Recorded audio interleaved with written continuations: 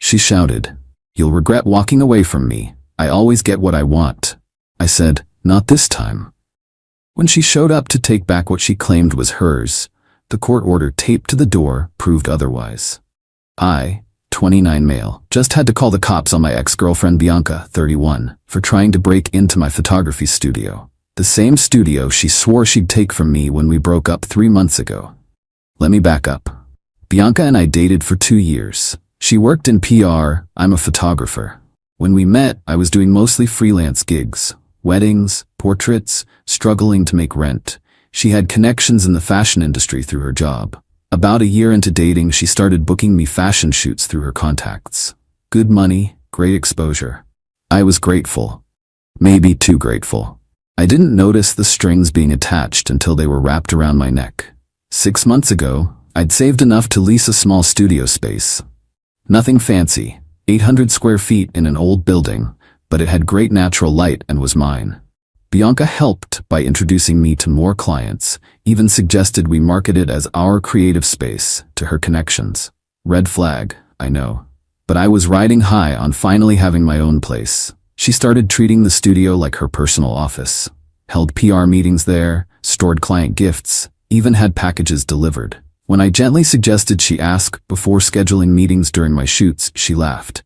"Babe, without me, you'd still be shooting birthday parties in parks. This studio exists because of my connections. I pay the lease, Bianca. My name's on everything. Money isn't everything. I made this happen." The entitlement grew. She'd cancel my bookings to use the space. Told clients I was busy when she needed the studio for her own purposes. Started referring to it as our studio, then just my studio when talking to her friends. 3 months ago, I hit my limit. She'd canceled a $3,000 product shoot, told the client I was sick because she wanted to host a PR party. When I confronted her, she said, "It's one shoot, I'll get you 10 more. Stop being ungrateful." "I'm not your employee, Bianca. This is my business." "Your business? You mean the business I built? The studio I filled with clients? The studio I lease, the business I run. You helped, yes, but..." "Helped?" She was screaming now. "I created you. You're nothing without me." I ended it that night. Told her we were done, professionally and personally. Asked for my apartment key back. Yeah, we weren't living together, but she had a key. Her response still echoes in my head. "You'll regret walking away from me. I always get what I want." "Not this time," I said. She threw my key at me and stormed out, but not before promising she'd take everything you think is yours. I thought it was just angry ex talk. I was wrong. Update 1. The first 2 weeks after the breakup were quiet. Too quiet. I changed my apartment locks just in case, but kept the studio the same. It's a commercial space with good security, and changing those locks would have been expensive. Then the game started. First, she called all the clients she'd introduced me to, telling them I was unstable and had stolen her creative concepts. Lost 3 bookings immediately. Whatever. I'd built my own client base too. Next, packages started arriving at the studio. Not for me, for Bianca Torres Creative Consulting. When I returned them to sender, she texted, "Those are important client materials. You have no right." "You don't work here, Bianca. Use your own address." "That is my address. I established that studio as my creative base." "No, you hung out in my studio sometimes. Big difference." She started showing up during my shoots, just walking in, acting like she belonged there. The security code hadn't been changed, my mistake, and she'd memorized it. After the 3rd interruption, I changed the code and explicitly told her she was not welcome without invitation. Her response was to send a formal letter from some budget lawyer claiming she had established tenancy in the studio through regular use and property storage. I laughed. Tenancy? In a commercial photography studio where she never paid a dime? Good luck with that. But then I found out she'd been telling people she was a co-founder of my studio, had business cards printed, listed my studio address on her LinkedIn, was actively booking her own PR meetings there, telling clients I was the one subletting from her. Time to get serious. I hired a lawyer, Diane, who specialized in small business disputes. She reviewed everything: lease, bank records, emails, texts. She has absolutely no claim, Diane said, but she's creating a paper trail that could complicate things. We need to shut this down now. We sent a cease and desist. Clear language. Stop claiming ownership. Stop using the address. Stop interfering with the business. Bianca's response was to post on Instagram. When you build something beautiful with someone and they try to erase your contributions, standing up for what's mine. Entrepreneur struggles, women in business. The comments were all supportive. Poor Bianca, pushed out by her ungrateful ex. I didn't engage. Just screenshotted everything. 2 days later, she showed up with a moving truck. Update 2, I was editing photos when I heard the commotion outside. Looked out the window, moving truck, 2 guys with dollies, and Bianca directing them like a general. I met them at the door. What's happening here? Bianca smiled sweetly. Moving my things out. Since you're being petty about the space, I'm taking what's mine. You don't have things here. Oh, really? She pushed past me, the movers following, started pointing at equipment. That lighting kit, bought with money from clients I brought. Those backdrops, purchased during our relationship. That desk, I picked it out. I have receipts for all of this. My receipts. Receipts don't tell the whole story. She turned to the movers. Start with the desk. I stepped between them and the desk. Nobody's taking anything. Bianca, you need to leave. Or what? You'll call the cops on your girlfriend? Ex-girlfriend. And yes, she laughed. I know my rights. I have belongings here. You can't deny me access to my property. What property? Name one thing in here that's yours. She walked to a corner shelf, pulled down a small potted plant, one she'd brought months ago and forgotten about. This, see? My property. That gives me the right to be here.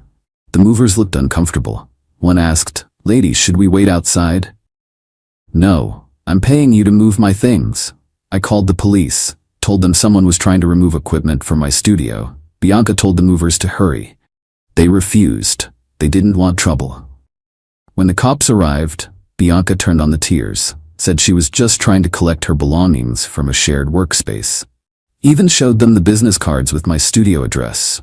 The officers looked at my lease, my ID, then asked Bianca for any proof of ownership or residency. She had her business cards and that's it.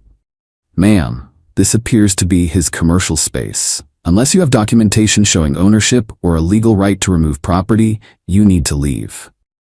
But we built this together. I have clients here. Then you'll need to sort it out in court. For now, you need to go. She left, but not before hissing, This isn't over. I always get what I want. The potted plant sat on my desk, wilting. Update 3. After the moving truck incident, I thought maybe reality had set in. Nope. Bianca just got more creative. She filed a small claims suit, not for the studio, even she wasn't that delusional, but for lost income from dissolved business partnership and unreimbursed business expenses. She claimed we were 50-50 partners, and I owed her half the studio's value plus compensation for the clients she brought. The number she came up with? $45,000. Diane laughed when she saw it. She's fishing. This won't hold up, but you'll need to respond. We filed our response with a counterclaim for harassment and interference with business. I had documentation of every canceled booking, every interrupted shoot, every false claim she'd made to clients. Then things escalated. Again, I arrived at the studio one morning to find the locks glued shut, super glue in every keyhole. Had to call a locksmith, missed a morning shoot, cost me $400 to fix, and a $500 cancellation fee from the client. Security footage showed Bianca at 3 a.m., hoodie up, but clearly her. 2 days later, every photography studio in the area received an email from concerned client, warning them about me. Claimed I was unstable, stole equipment, and had unethical business practices. Most ignored it, but 2 studios I sometimes collaborated with called to ask what was going on. Then she made her biggest mistake. She filed a complaint with the building management, claiming to be a tenant being illegally evicted, forged a sublease agreement between us, even created fake payment records. Building management called me, confused. She says she's been paying you $800 a month to share the space? That's completely false. I have all my bank records here. She's never paid me anything. They were skeptical until I showed them our text exchanges where she explicitly stated she'd never paid for the studio. They were not amused by the forged documents. Diane's eyes lit up when I told her. Forgery. Fraud. This changes things. We're going from defense to offense. We filed a restraining order request with all the evidence. The harassment, The property damage, the forged documents, the security footage. Judge granted a temporary order immediately, pending a full hearing. Bianca was served at her office. Her coworkers saw the whole thing. She called me from a blocked number that night, screaming about humiliation and how I'd ruined her reputation. "You did that yourself," I said, and hung up. The restraining order required her to stay 100 feet from me and 500 feet from the studio. No contact except through lawyers. She'd have her day in court to contest it, but until then, she was legally barred from my life. You'd think that would stop her. You'd be wrong. Update 4. The restraining order hearing was set for 2 weeks out. Bianca hired a new lawyer. Apparently the first one dropped her after the forgery came to light. In those 2 weeks, she got desperate. Couldn't contact me directly, couldn't come near the studio, but she wasn't done. She created a website, The Truth About My Business Name. Full of lies about stolen equipment, breached contracts, and a pattern of exploiting women entrepreneurs. SEO optimized so it showed up when anyone Googled my business. But she made a crucial error. She registered the domain in her own name. Easy to trace. More evidence for our file. Then came the reviews. 1-star ratings on every platform from obviously fake accounts, all posted within hours. Racist photographer. Stole my deposit. Inappropriate behavior during shoot. Fortunately, most platforms have ways to dispute fake reviews, especially with a restraining order as evidence. The hearing arrived. I wore my only suit. Bianca showed up in full corporate power dress, looking every inch the wronged businesswoman. Her new lawyer argued that the restraining order was an attempt to silence a business dispute between former partners. Claimed Bianca had sweat equity in the studio and was being punished for asserting her rights. Diane systematically destroyed every claim. Bank records showing I alone paid for everything. The lease in only my name. Text messages where Bianca acknowledged it was my studio. Security footage of her damaging property. The forged sublease documents. The fake website registration. Screenshots of false reviews. The judge asked Bianca directly, "Did you create these sublease documents?" They were draft agreements we discussed. "That's not what I asked. Did you create these documents and submit them as authentic?" Long pause. "I was documenting our verbal agreement." "So you forged them?" Her lawyer tried to object. The judge wasn't having it. The ruling was swift. Restraining order extended for 1 year. Bianca was ordered to take down the website, cease all defamatory statements, and pay my legal fees, about $8,000. As we left court, she couldn't help herself. Waited until we were in the parking lot, technically 100 feet away, and shouted, "This isn't over. I'll get what's mine. I always win." Diane just smiled and made sure our court reporter heard every word. Update 5. The restraining order should have been the end. But Bianca had one more card to play. 2 weeks after the hearing, I got a call from my landlord, not the building management, the actual property owner. "Mr. My Name, I'm calling about the sublease situation." "What sublease situation?" "Your subtenant, Ms. Torres, contacted me directly. Says you've been illegally subletting and she wants to take over the lease properly." My blood ran cold. She's not my subtenant, she's my ex with a restraining order against her. "She sent me a sublease agreement with your signature." The forged documents. She was using them again, just targeting someone new. I explained everything, sent him the court documents, the restraining order, the ruling about the forgery. He was not pleased. She seemed very professional on the phone, even offered to pay 6 months up front. That detail stuck with me. 6 months up front? Where did Bianca get that kind of money? I found out soon enough. She'd been telling her wealthy clients that she was expanding her creative agency and needed investors for an established studio space. Raised almost $30,000 from 3 people who thought they were investing in her business.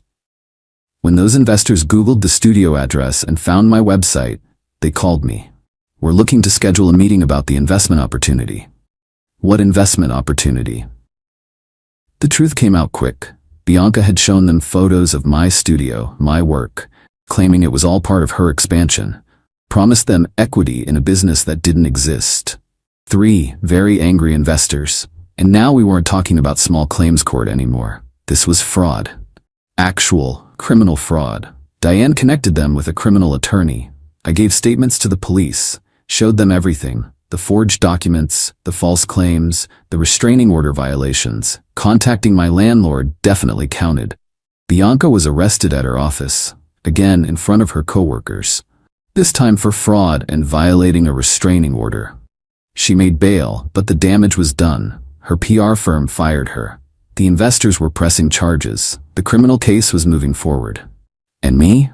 I finally had peace. Changed all my locks again, upgraded security, and slowly rebuilt the client relationships she'd tried to destroy. But I should have known she'd try one more thing. Final update. It's been 3 months since the breakup. Bianca's criminal trial is pending. She's out on bail with strict conditions. No contact with me, the investors, or anyone connected to the case. Yesterday morning, I arrived at my studio to find her standing outside. Not within 500 feet, she'd clearly measured. Just standing on the public sidewalk, holding a sign. This business was built on lies and theft. Legal? Technically. Technically she was far enough away. Technically it was free speech. Technically not contact. I called Diane. She sighed. Document it, but unless she approaches or directly contacts you, it's a gray area. I went inside, tried to work, but clients arriving for shoots saw her. Awkward questions, concerned looks. She stood there for 3 hours. Lunchtime, I'd had enough. Went to the building's front door, still maintaining distance, and taped something to the glass door. Large enough for her to read from where she stood. The final restraining order. The fraud charges. The arrest record. And a QR code linking to a simple website I'd created documenting everything. Court documents, security footage, her own text admissions. All public record. All fact. The sign read, "The truth about Bianca Torres, scan for court documents." She stared at it. I watched from inside as people walking by started scanning the code, reading, looking at her with her sad protest sign, shaking their heads. One person I recognized, a client of hers from the fashion world. She scanned, read, looked at Bianca with disgust, and walked away while pulling out her phone. Bianca's face went from smug to panicked. She grabbed her sign and practically ran to her car. Haven't seen her since. Last night, I got a text from an unknown number. Just one line. "You win." Blocked it, but I saved the screenshot, just in case. Because here's what Bianca never understood. This was never about winning, it was about protecting what I'd built. She thought intimidation and lies would get her what she wanted because they always had before. Not this time. The studio is thriving. I'm booked solid for the next 2 months. The clients she drove away? Most came back when they learned the truth. The new security system includes cameras that would make a casino jealous. And that wilted plant she left? I nursed it back to health. It sits in my office window, a reminder that even things that seem dead can come back stronger. Bianca's trial starts next month. I'll have to testify. But I'm not worried. I have receipts. Literally and figuratively. Every text, every email, every forged document, every lie she told. She thought she'd take my studio because she always gets what she wants. But wants and gets are two different things, and sometimes what you get is exactly what you deserve. The court order taped to my door isn't just paper. It's proof that truth wins. Eventually, even when the lies are loud and the liar is relentless.